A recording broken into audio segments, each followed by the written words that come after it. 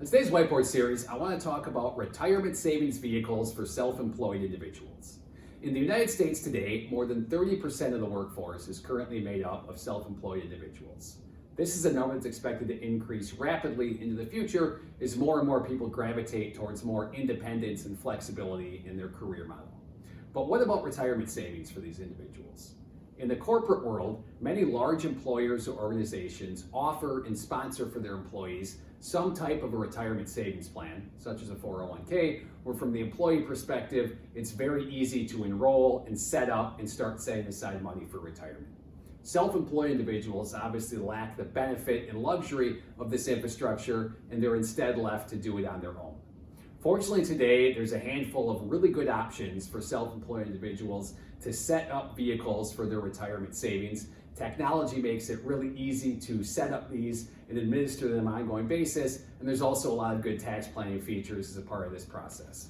So, if you are a self-employed individual, so someone that's out working for themselves, earning 1099 income, and you want to set up a vehicle or an account for your retirement savings, you've got a few different options. So one, you can always simply set up and start funding an IRA, so an individual retirement account. So the rules around IRAs is that if you have earned income from self-employment, you can set these up. They're very simple to do. You can do it at just about any custodian out there. But the rules around this is that if you're under the age of 50, you can save $6,000 a year into these accounts. If you're over the age of 50, you can set aside an additional $1,000 a year, so $7,000 a year total, and you simply take that from your earned income and tuck it into the IRA.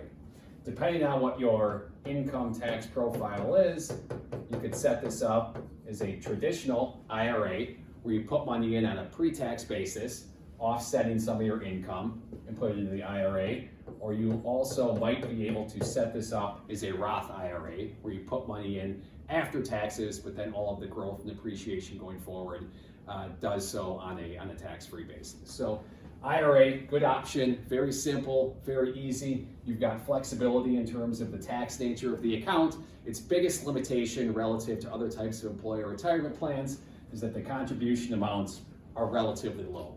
So if you're a self-employed individual and you were looking to set up an account where you can save and set aside even more money, you might explore a SEP IRA. So a SEP IRA is a simplified employee pension, very similar in concept to the traditional or Roth IRA.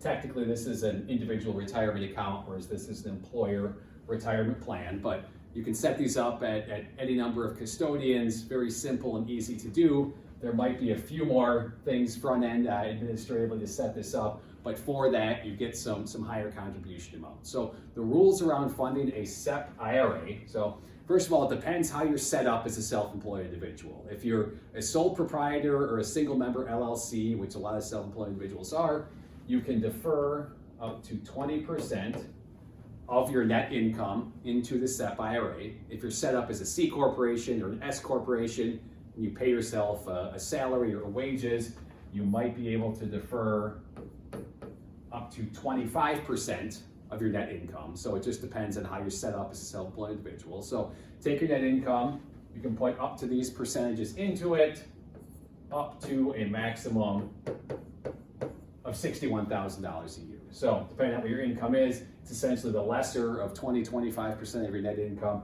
up to $61,000 a year. So obviously significantly more potential that you can put into the SEP IRA compared to the traditional Roth IRA. It's one of the downsides of this, there's no Roth component. So everything that you put into a SEP IRA is treated as a pre-tax contribution from the business itself. Moving on down the spectrum of contribution limits and complexity, you could also explore what's becoming really popular today,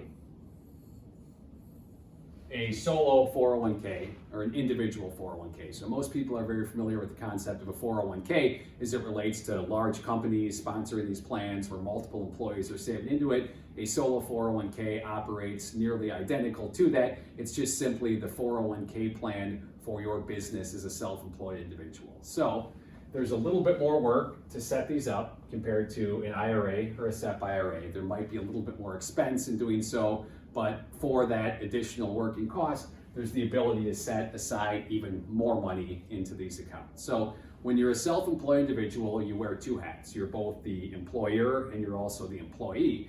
And because of that dual nature of your role, you can put money into the solo 401k sort of via each of these avenues here. So first, the solo 401k allows you as a business owner to put money in as a sort of salary employee deferral, similar to how you would if you were just working for a large organization. So in 2022, you can defer $20,500 of your net income as an employee deferral. If you're over the age of 50, you could do an additional $6,500 into that, so $27,000 of your net income into the solo 401k as an employee deferral. And then you can put your hat on as the employer and make an additional contribution, similar to how a company might do it on behalf of its employees as a match or a profit sharing. And the calculation for that is similar to the SEP IRA. So you're going to get that 25% of net income on top of what you're already putting in as an employee. So you can see, depending on what your income level is, there's the potential for much greater contribution limits into the solo 401k at lower incomes. Now, it's important to note that the same total contribution limits apply. So that's $64,000 a year if you're over the age of 50, $61,000 a year if you're under the age of 50. So there's still a cap on the total amount that you can get in, but as you'll see here in a second, when we look at the example, at lower income levels, you can put more money into the solo 401k. The solo 401k also gives you the option of adding a Roth component for your employee deferrals. So let's take a look at a real quick example just to compare some of these different options and see what the difference is between these two plans are. So let's assume that we have a 45-year-old self-employed individual that is set up as a single member LLC and they've earned $100,000 in a given year. So with the IRA, very simple. That individual could set aside $6,000 for retirement. Depending on their income tax profile, they could do it, pre-tax or maybe a Roth. With the SEP IRA, because they're set up as a single member LLC, their calculation is going to be based on 20% of their net income. When you're actually doing the calculation, there's a little quirk in there that adjusts for self-employment taxes. So the actual calculation is closer to 18.5%. So in this case, that individual would be able to save $18,587 of their $100,000 into the SEP IRA. So compared to the traditional IRA, more than 3 times as much. All of this is done on a pre-tax basis.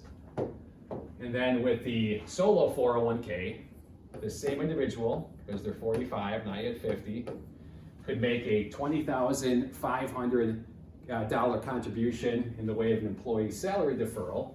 And then on top of that, as the employer, they could put that same calculation that we did with the SEP IRA, so $18,587.